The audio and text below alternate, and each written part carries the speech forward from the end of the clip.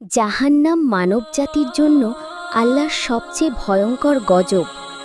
এটা কোনো কল্পকাহিনী নয়, এটা বাস্তব, চিরন্তন বাস্তব, যার ভয়াবহতা কল্পনাকেও হার মানায়।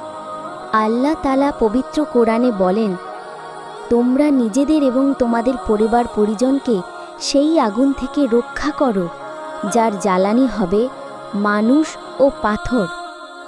সূরা তাহরিম আয়াত 6। জাহান্নামের আগুন কোনো সাধারণ আগুন নয়। রাসূল সাল্লাল্লাহু আলাইহি ওয়াসাল্লাম বলেন, জাহান্নামের আগুন দুনিয়ার আগুনের চেয়ে ৬৯ গুণ বেশি তীব্র। যদি এক ফোঁটা আগুনের আগুন দুনিয়ায় ফেলা হতো, তবে দুনিয়ার সব কিছু ধ্বংস হয়ে যেত। শাহী মুসলিম হাদিস ২৮৪৩।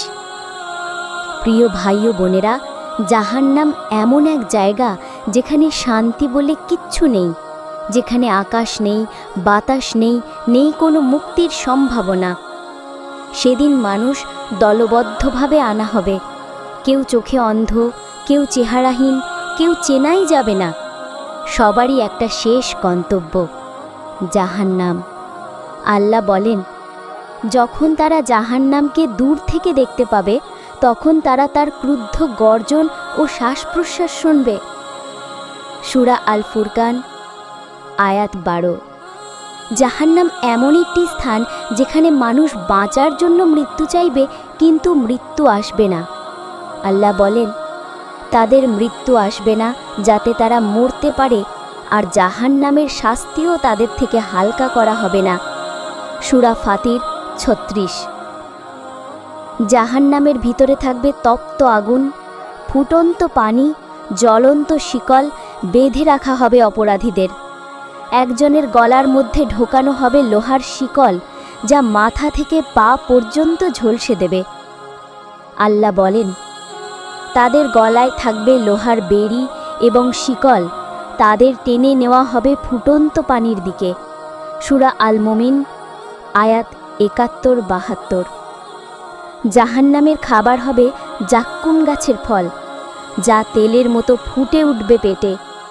আল্লাহ বলেন, জাক্কুম গাছের ফল পাপীদের খাদ্য হবে। সূরা আস-সাফাত ৬২। এমনও বলা হয়েছে, যদি কেউ একটি ফোঁটা জাক্কুম চেখে ফেলে, সে তার জীবনের বাকি অংশে কখনো পানি চাইবে না, বরং মৃত্যু চাইবে।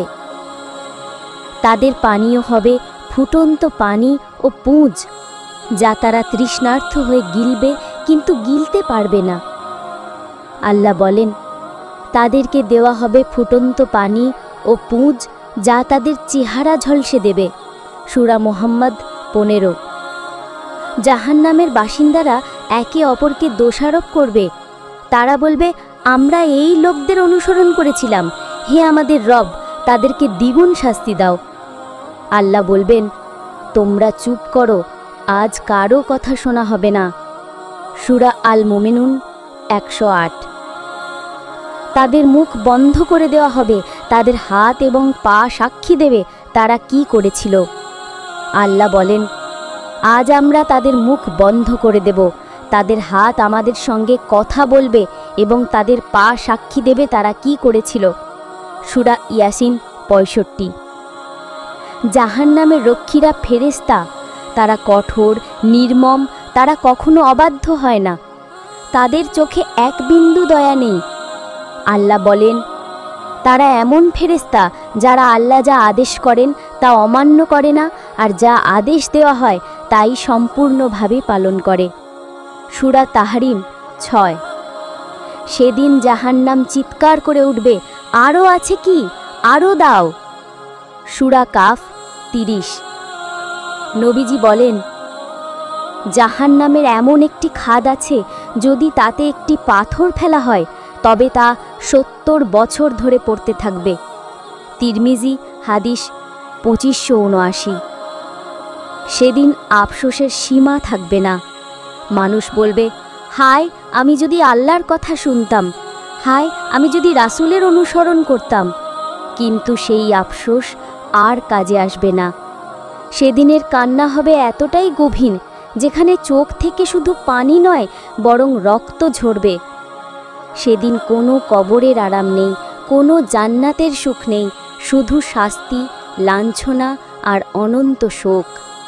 প্রিয় ভাই ও বোনেরা, জাহান্নামের জীবনের এই বর্ণনা শোনার পর যদি আমাদের অন্তর না কাঁপে, তাহলে কিসের অপেক্ষা করছি আমরা? আল্লাহর রাসূল বলেন, দুনিয়ার জীবন ক্ষণস্থায়ী, তোমরা আগুন থেকে বাঁচো, ইভেন যদি তা একটি খেজুর দানা দিয়েও সৎকা হয়। সহিহ বুখারী ও মুসলিম। এখনও সময় আছে, তওবা করো, নামাজে ফিরে এসো, পাপ থেকে ফিরে এসো। আল্লাহর রহমত বিশাল, যিনি জাহান্নাম সৃষ্টি করেছেন তিনি সেই দরজা বন্ধ করারও ক্ষমতা রেখেছেন। তার কাছে ফিরে আসো, কারণ সে আগুন কারো জন্য নয় যে আজ থেকে ফিরে আসে, যে কাঁদে, অনুতপ্ত হয় এবং আল্লাহর সামনে মাথা নত করে। আল্লাহ আমাদের সবাইকে জাহান্নামের আগুন থেকে হেফাজত করুন, আমিন। আপনার দায়িত্ব এখন শুধু নিজে শোনাই নয়, অন্যকে জানানো। লাইক দিন, শেয়ার করুন, চ্যানেল সাবস্ক্রাইব করুন। আরও পর্ব পেতে বেল আইকনে ক্লিক করতে ভুলবেন না। আসসালামু আলাইকুম ওয়া রাহমাতুল্লাহ।